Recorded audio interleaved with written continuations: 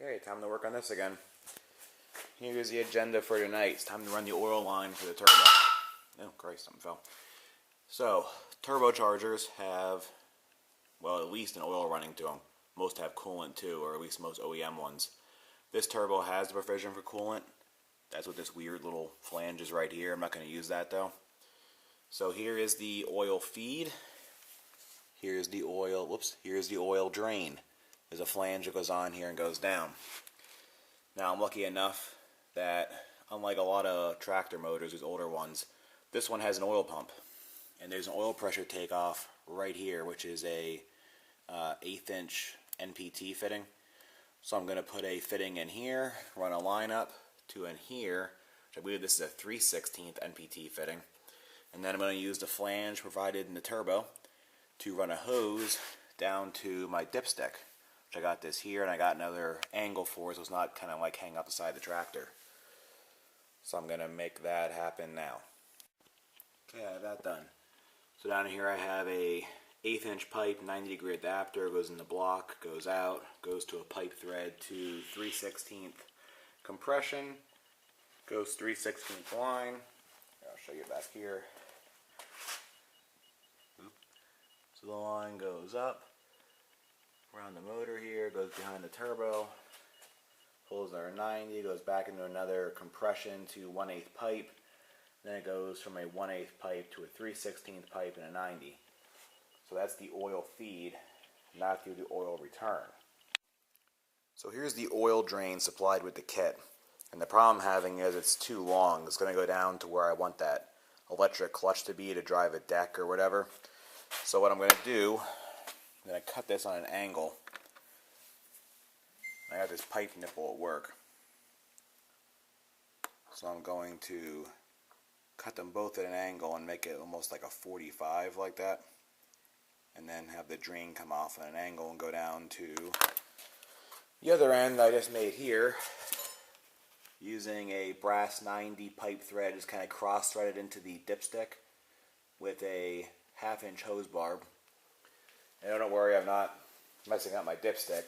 This motor has 2 of them on it, depending how you install it and whatever, because it'll probably block a dipstick. A lot of small engines are like that, because it depends what's installed in. It might be something else in the way, so they give you a dipstick on both sides.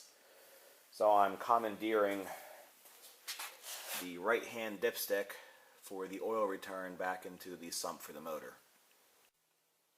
Okay, there's what I was aiming for there. So now we have like a 45 degree, which should clear any spinning business down. It's going to be underneath the turbo. So now I can bolt this on the bottom of the turbo and run a hose. Okay, now I have the return line done. So there it is going into the block. There it is coming out of the turbo. Hopefully that's enough room, but we'll see what happens when it gets to the point of having the clutch. Now next I'm going to make battery cables. I went to a local lawnmower store. Where am I at here? Oh, there we go. I bought some 4-gauge cable by the foot. I just have some ends I'm going to solder onto it and run it from the battery down to the starter there, and another one from the battery. I'll ground it to block, and then I'll run a ground strap from the engine to the chassis. So that's the next step here. So here's I'm going to join these ends on. I have this copper battery lug in the vise, I have my propane torch, I have my solder. So I'm going to heat this fitting up. I'm going to feed solder into it like so. When there's a nice pool of solder in there, then I'm going to take my battery cable, which I've already stripped, and we'll plunk it down in there. And while it's still wet with solder, smash it with the vise. That's how you put the ends on. Make that happen right now.